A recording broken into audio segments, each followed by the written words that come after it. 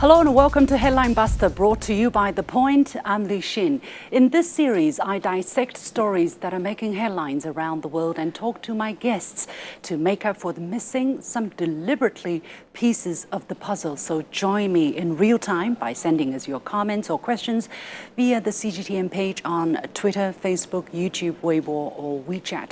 We live stream Headline Buster at 11 a.m. Beijing time on Thursdays and air the segment on TV at 11:30 a.m. on Friday. So do join me during the live streaming and get in touch. We would love to receive and possibly read out your insightful comments.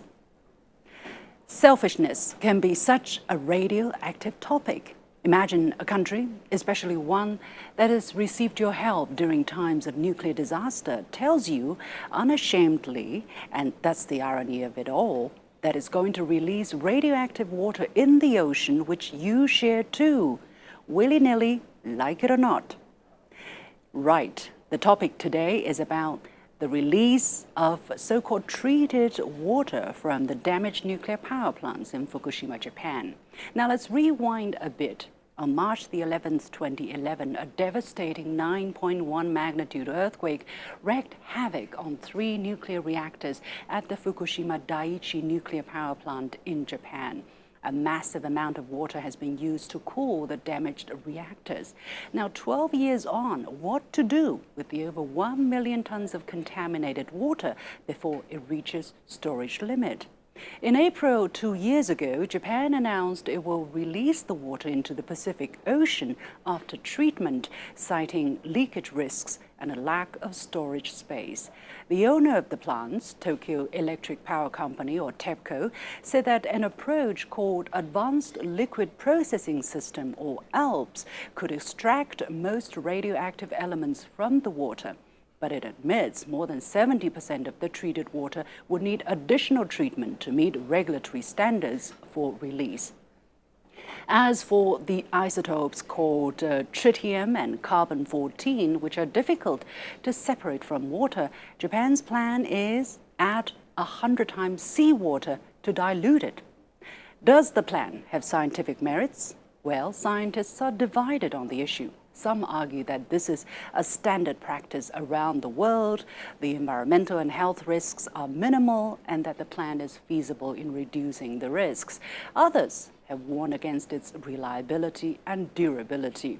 Robert Richmond, director of the Kewalo Marine Laboratory at the University of Hawaii, called it a transboundary and transgenerational event. The United States-based National Association of Marine Laboratories, an organization with more than 100 member labs in the U.S.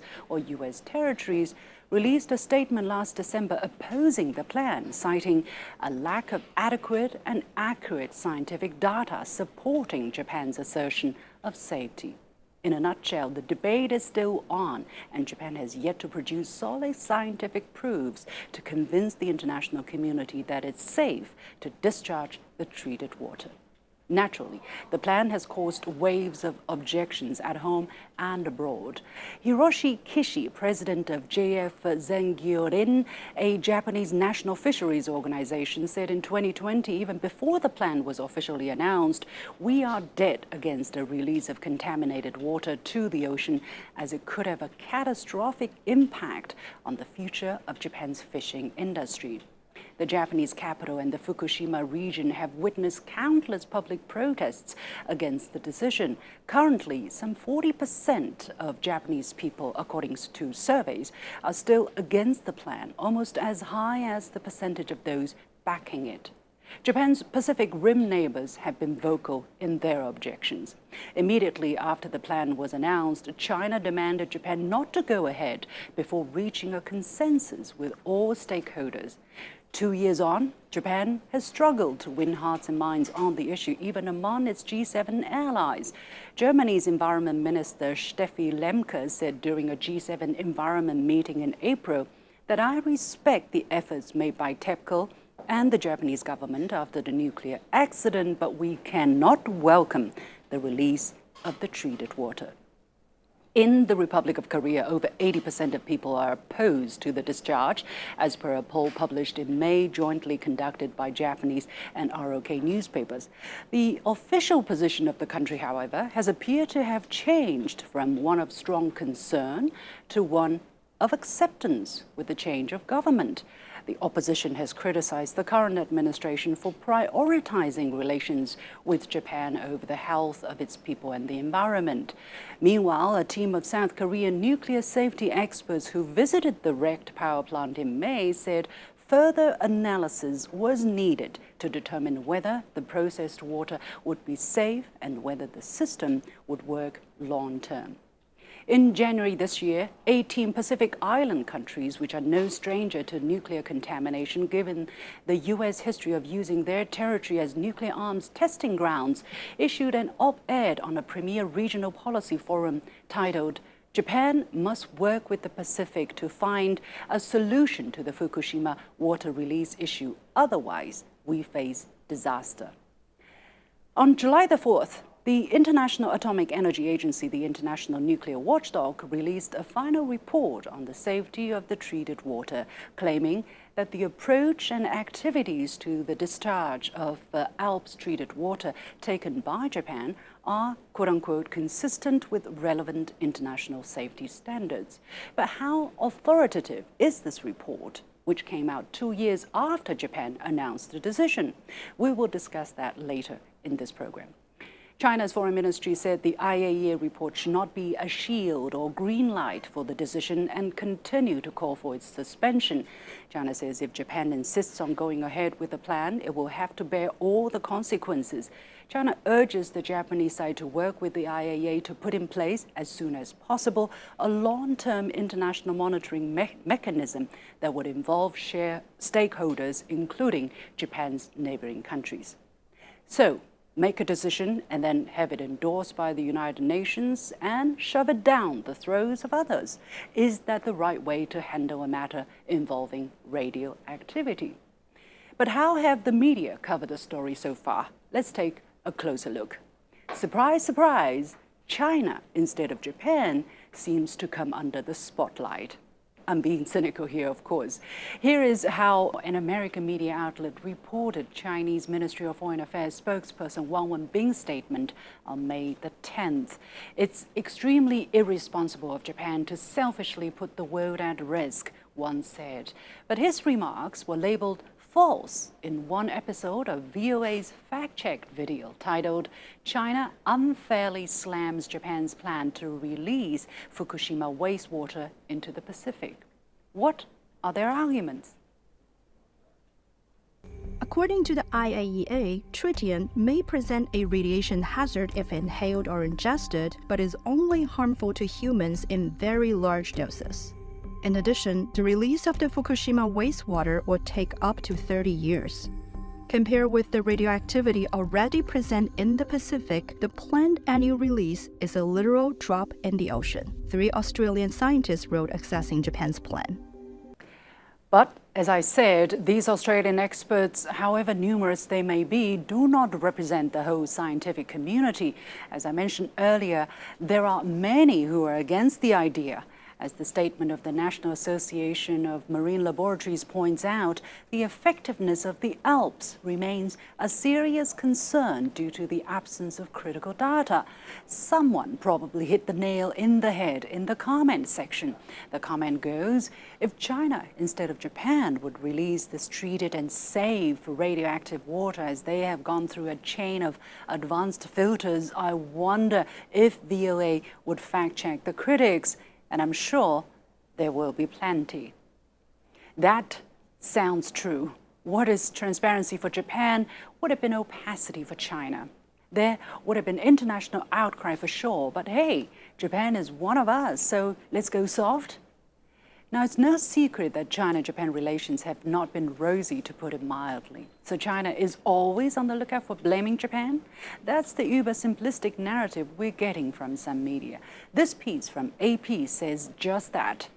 China, which Japan invaded in the first half of the last century, has been a constant critic of Tokyo and its security alliance with the US, with the ruling Communist Party frequently invoking historical wrongs to rally domestic support and seeking to undermine Japan's global standing. Makes it look like China has embarked on a crusade against Japan, regardless of the topic or the evidences. Well, many other countries in the region are also seriously concerned about the release too. Are they also on a crusade against Japan? And when the same AP looks at South Korea's reaction, we hear a different narrative. The title of that story reads, South Korean experts say Japan carefully answered questions on the plan to release radioactive water. Let me remind you, Korea was ruled as part of the Empire of Japan from 1910 to 1945, and South Korea's relationship with Japan have long been strained until the current administration reached out. Why isn't the bloodstained history nowhere to be found in this article? No grudges here. South Korea is one of us, hence the different treatment. By contrast, the media's interest towards other critics of Japan's decision seems to drop abruptly like the ocean floors. I'm referring to the Pacific Island countries, which suffered terribly from the nuclear testing and the detonation of 24 nuclear weapons by the US between 1946 and 1958. Well, this article, published on Time, recounts the toxic history, but it seems to be the only mainstream Western outlet interested in their perspective. Their concern is not about history, but about what will happen in the future. The op-ed I mentioned earlier, released by 18 Pacific Island nations, urges Japan to store or dump its nuclear waste in its country instead of discharging it in the Pacific.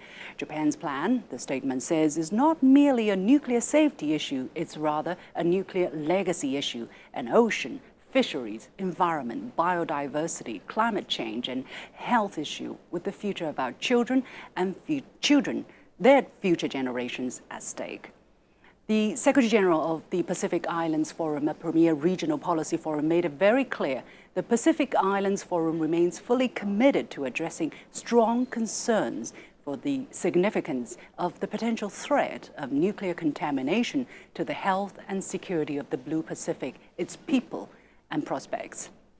Now, I did a simple online search for Japan, nuclear wastewater, followed by China, South Korea, and Pacific Island countries separately. Intriguingly, the spotlight seems to shine primarily on China and South Korea, leaving the Pacific Island nations in the shadow. It feels as if the dialogue, especially after South Korea's shifting stance, has been spun into a geopolitical skirmish between China and Japan. Finally, credit where credit's due. The National Geographic magazine took on the daring task of shedding light on the situation. In a gripping expose, we hear from both sides, the Japanese government's reassurance and the scientists' doubts. The concluding quote from the scientists is a chilling reminder of the uncertainties that lie ahead. Trust us, we'll take care of it, TEPCO claimed confidently. As we continue to hear diverging views on the issue, one thing we mustn't overlook: the oceans are the shared inheritance of all humankind. The way we manage the wastewater from Fukushima nuclear power plant isn't Japan's burden alone. Its handling will echo far beyond its borders, rippling into the global community and into the future. But when politics is involved, can the voice of reason prevail?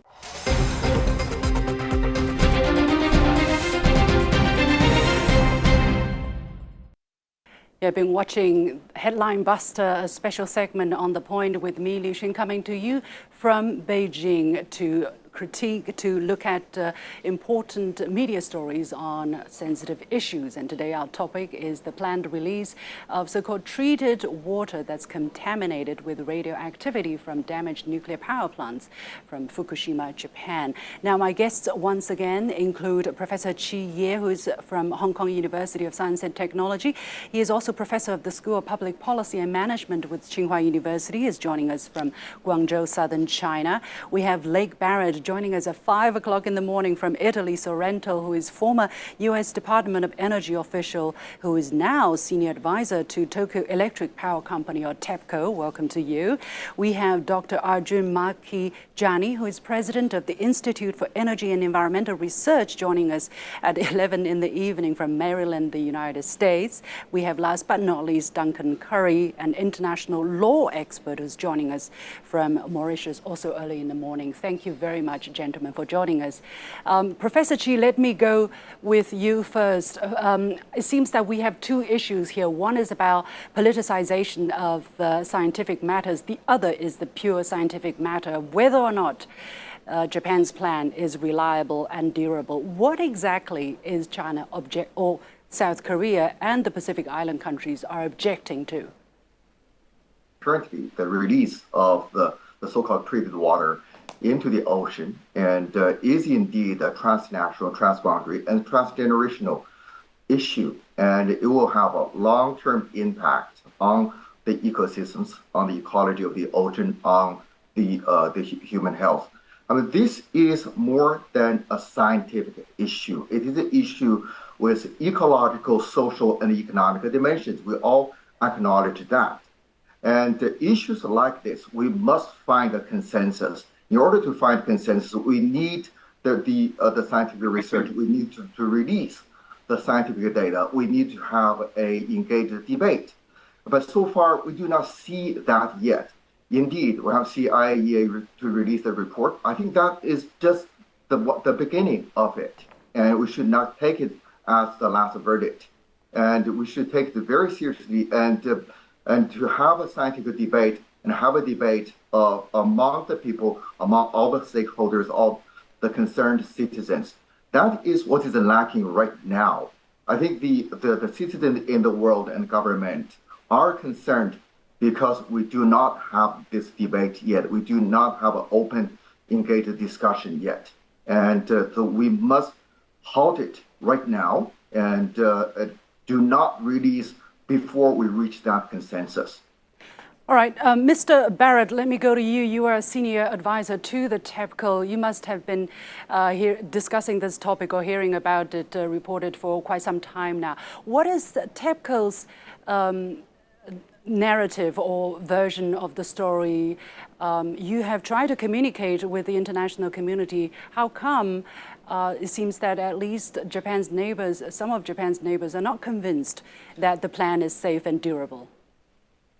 From a scientific point of view, what's needed here is to reduce the risk at the site. And we need to move forward and remove the melted fuel debris that's inside. It's being contained inside, but those systems are very old now and they're degrading.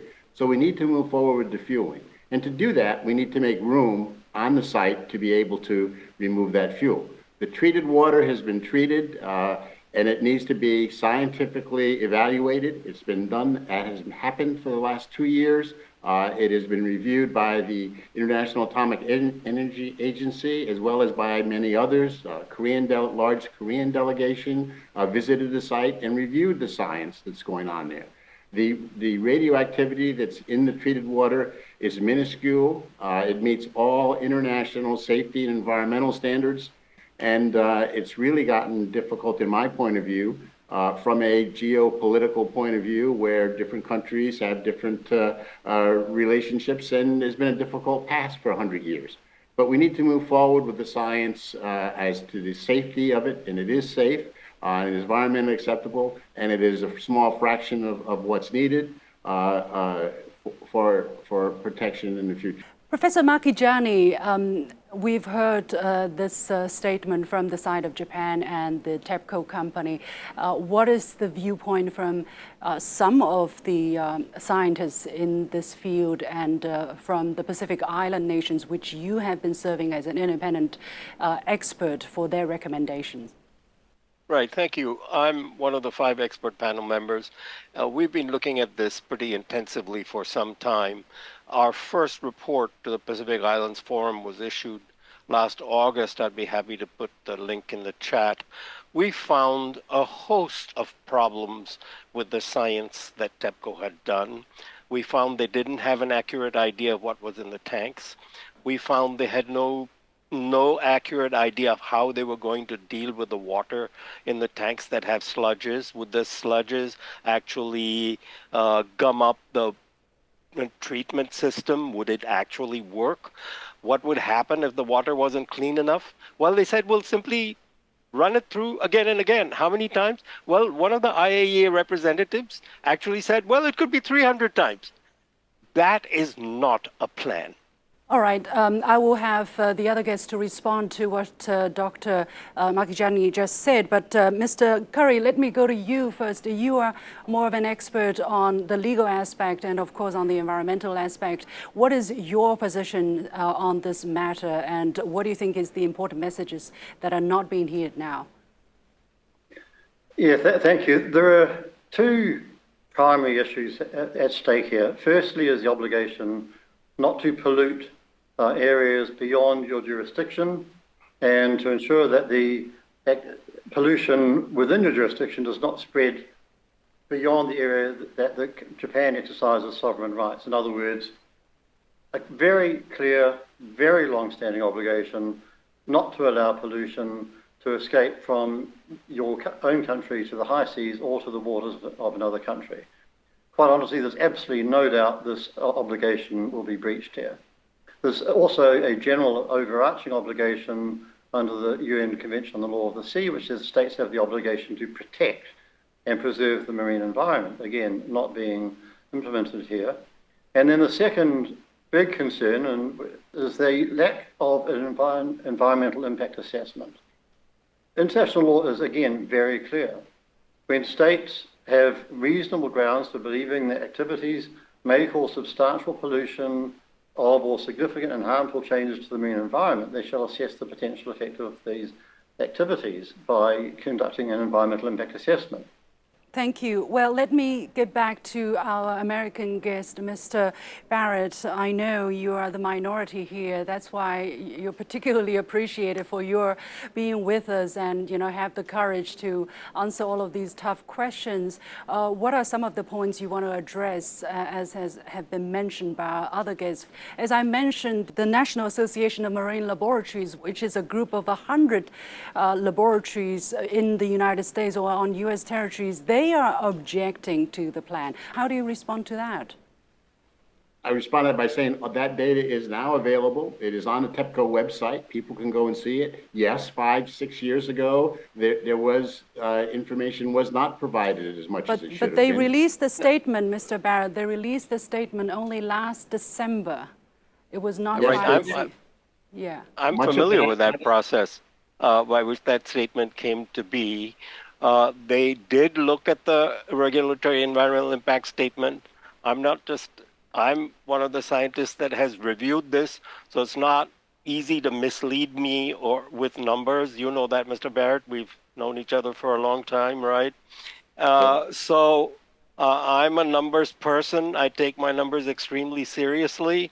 I have lived by my numbers for more than half a century.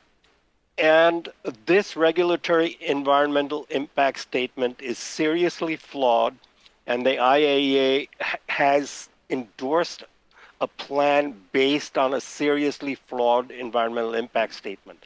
I'm not panicking anybody. I'm just saying you can't make a scientifically sound statement on safety on a scientifically flawed environmental impact statement. I'll give you an example.